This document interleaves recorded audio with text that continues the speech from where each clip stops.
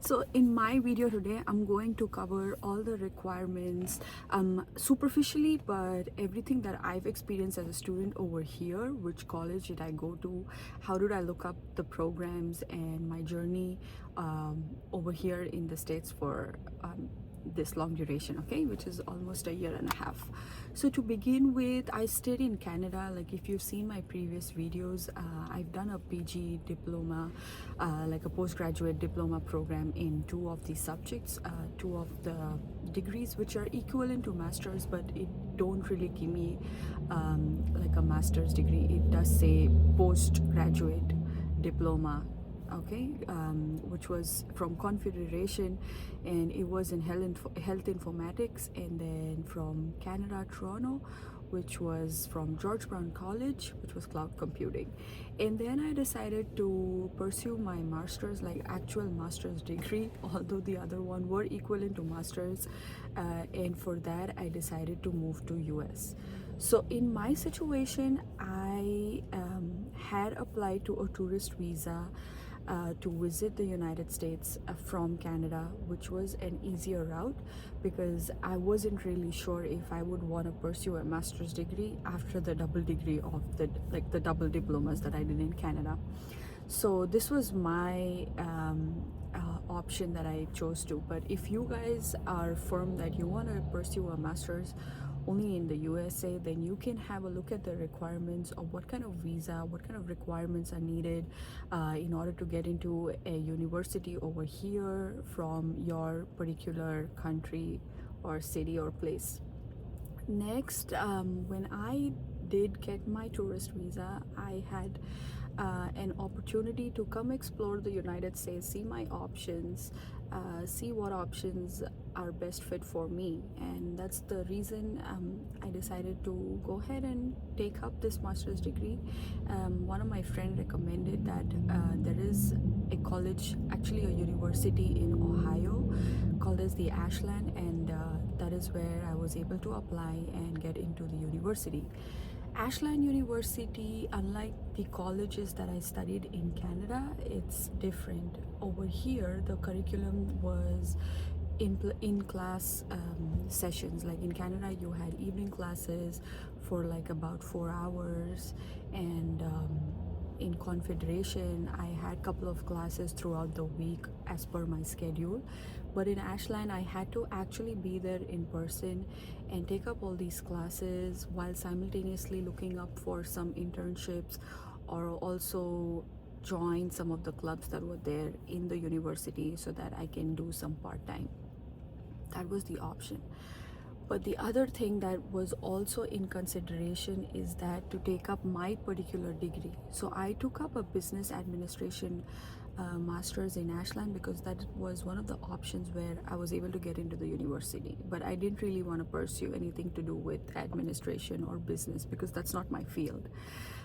So later on, I decided to just transfer my subjects, my credits, and my universities to a different one where I was actually able to work on and study on the field that I'm interested in. So I took up computer science. Over here again in computer science, there are various different programs. If you were interested in doing online, there is a different program. If you were interested in doing in person, there's a different program. And then also your visas, the stay that you get after your studies is also different. Like if you take up a STEM computer science degree, which is an executive, you get 2 years of stay back. Whereas if you were to take just a normal online degree with no in-class, then that is just specifically, I believe, for a year or so, or not at all. So just weigh off your options and see what exactly are your requirements and what is your exact specification, and carefully decide which degree you want to take. Over here in the United States as well, it's better if you have any agent back home to guide you through the process, to look up and suggest the exact correct degree that would match the specifications and your requirements than you taking up your decision all by yourself, because it's extensive and you would need some guidance in order to pick up the right degree and right college, right university for your future endeavors. The next thing that I did is I moved, like I transferred to one of the universities in Kentucky, which is the University of Cumberland, and there I took up the Executive Computer Science Master's degree, which is my ongoing one.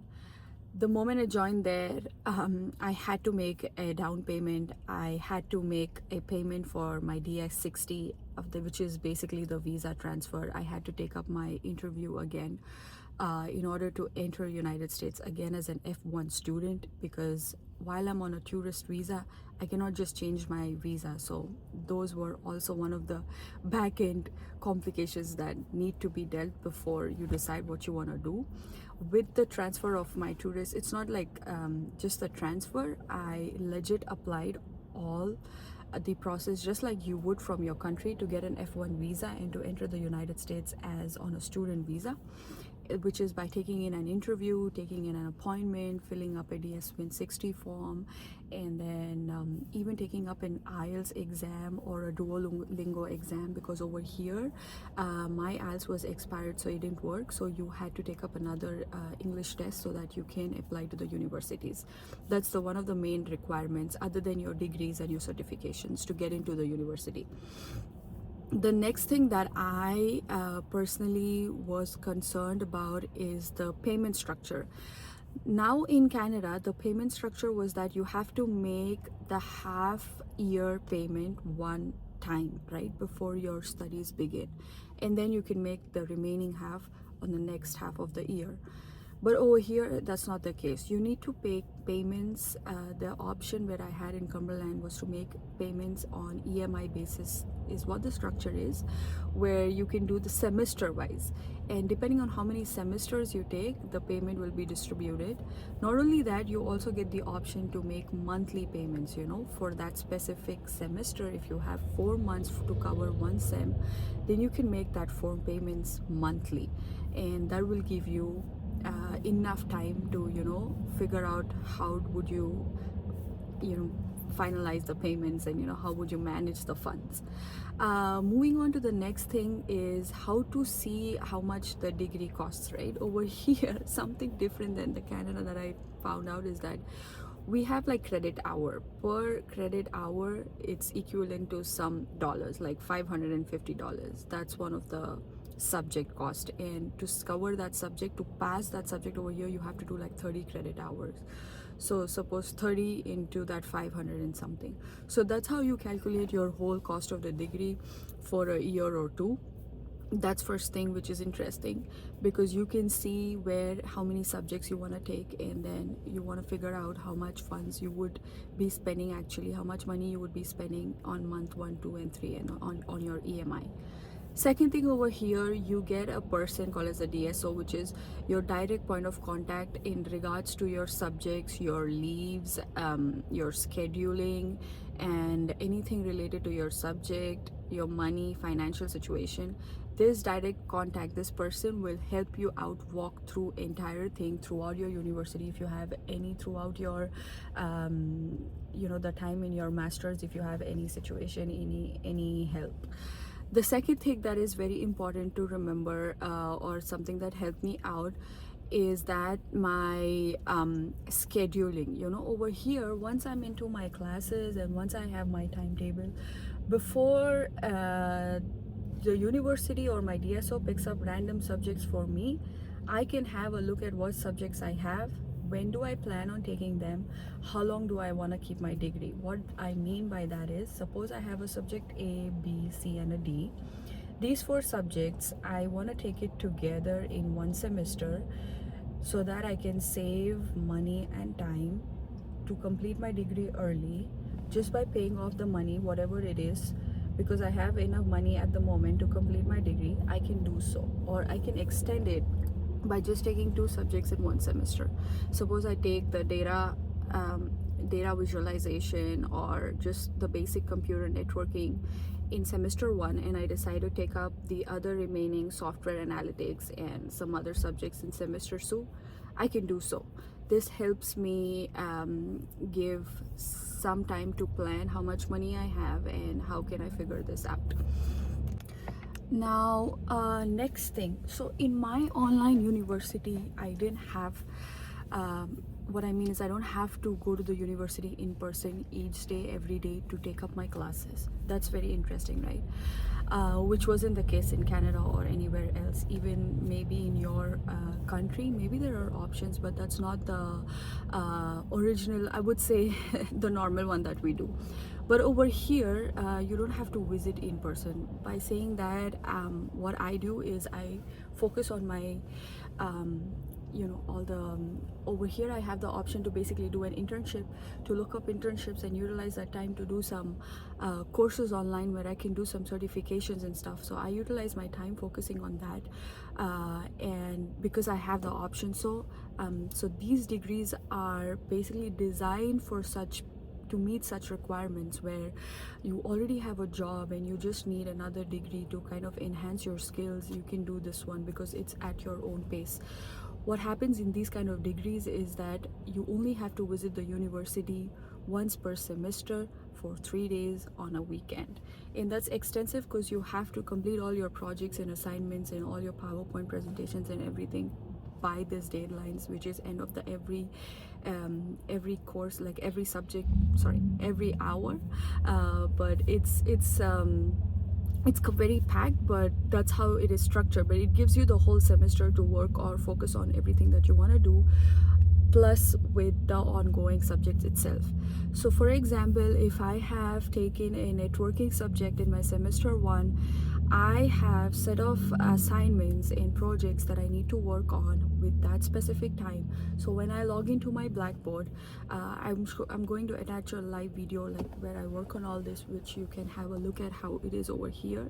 So I have all my due dates, I have all the details of the assignments and the projects. So I work on that on my own free time, and then I make that submissions whenever it's due or before the due date. So now I'm free. I have the whole week, I have the whole time to go through my study material. So these studies are basically like self-study. I have the contact of my professors. If I have any doubt, any clarifications, I can ask them, or I can also work on some certification courses simultaneously where I can focus on actually getting hands-on experience on whatever theoretical knowledge that I am acquiring. So that gives me enough time to work. I have so many of my friends over here in the university where they're doing jobs in MNCs while taking up these classes, and it gets a little difficult for them because they're working like 40 hours a week and they also have to work on their assignments. But this is something that it'll directly impact on their performances at their workplaces. So these universities kind of give them an upper hand. That being said, talking about residency, don't repeat this mistake that I did. I didn't know, I didn't have any guidance, and I don't believe there is any video online to kind of tell you when to take up these residencies or this micro level information. So do share these videos if you find this informative and helpful to you, especially with your friends or family who are planning on taking up classes in the United States for their higher education. So like I was saying, I didn't know this information since I didn't really know any people over here who would guide me through, and my agents or my friend who is an agent, he didn't know about this information a lot as well, because most of this is very different depending on which university you get on. This information is strictly or directly related to the University of Cumberland because I'm going there in person and I'm sharing my experience. But this is not necessarily the case for any other university over here in the States. So please find out the information with your direct contact, how to go about this throughout your semesters or the masters, the time that you're here, so that it's more easier for you. Once you are into your degree or into your program, you have the option to schedule these subjects like I said. So in this, it's very important that you see what subjects qualify to go to the in-person residency. What does this mean is that you'll have a main subject in your semester. Suppose my networking is the main subject in my semester. I will have a third important thing that I need to do, which is to take up in-class appointment, I would say. That means I have to go to this specific location in class in front of my professor with a group of people to take up these subject completion requirements. Okay, so I will see the location where this networking is offered, where I can go. So I'm living over here for example, in California, and I have an option to go to one of the cities or one of the colleges that is there in my city, it's more easier for me because I don't have to book a flight ticket, I don't have to put a hotel, I don't have to go to a different city, and I don't have to plan all this out. And suppose I have started in Jan, I have Feb, then sometime in March on one of the weekends like Friday, Saturday, Sunday, Friday 5 to 8, Saturday morning 10 to evening 8, and Sunday morning 8 to 1. This is how the residency schedule was for me, and it could be for your universities as well, so please check with the person point of contact. So this was how my residencies were, right? And then I didn't know that I had the option to take up specific subjects which are in person in specific cities. So depending on where and all your university have their locations, there are different availabilities. And then there'll be an option where you have to keep looking on your Outlook when exactly this registration opens. That is when you have to register on which location it's more feasible for you and what dates will it be.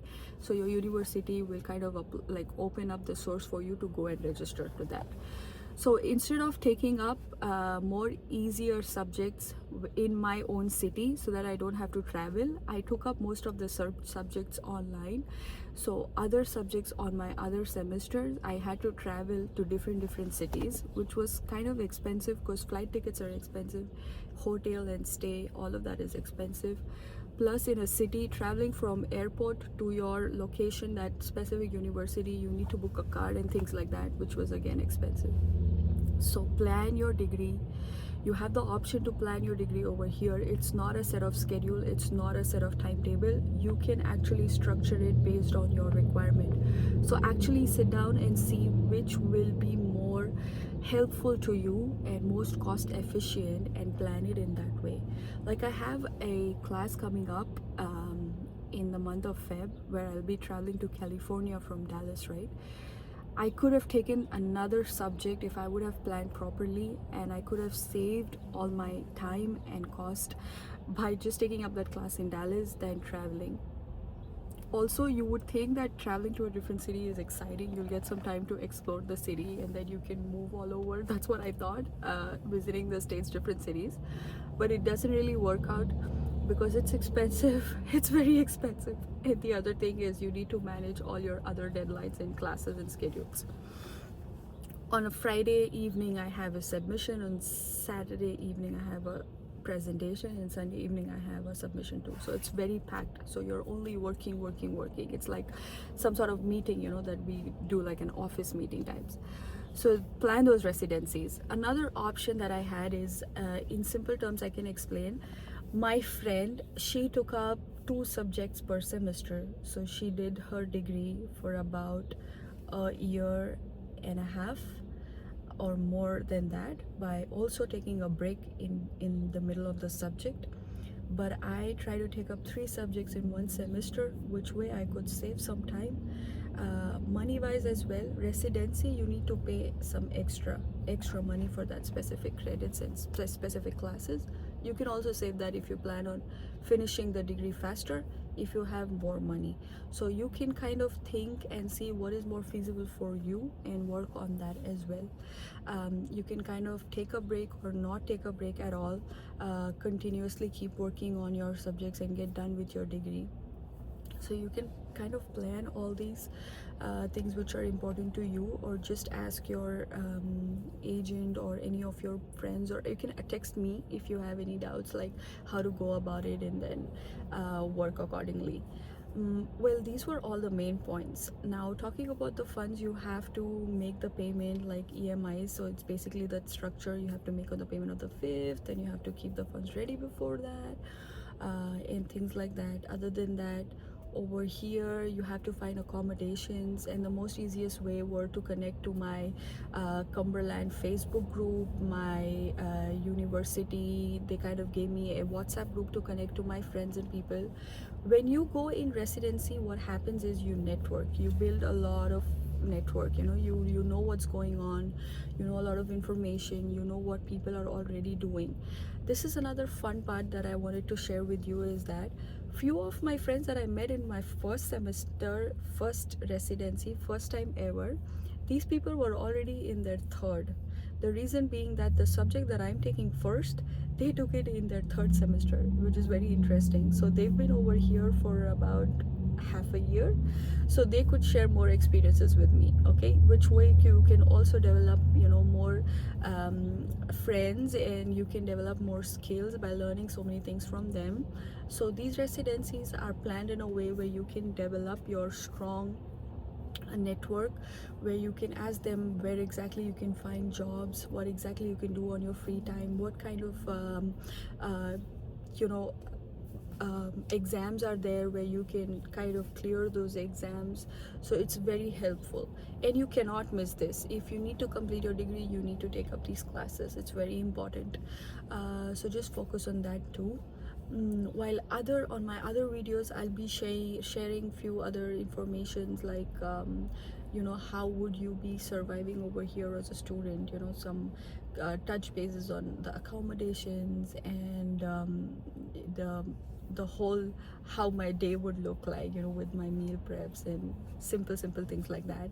And followed by some other videos where I would say differences what you find specifically over here, and with not that I found somewhere else in other countries as well. So if you like my video, you can please drop in a like and a comment. Also share my video, and that really help me and motivate me do more videos. Do look up to the follow-up video where I'm sharing a demo of how would I look up online, where exactly would I see what subjects are there, and how would I play with the structure exactly, where I select my timetable, the registration. So every university have their own login details. With those login details, you can see what subjects you can schedule, all the details of your direct contacts and everything, and that specific outlook with your college, with your university credentials, where you can talk to your teachers, professors, and even your friends, and all the information about how much amount I owe and when my degree would be completed and things like that. So thank you so much, and bye for now.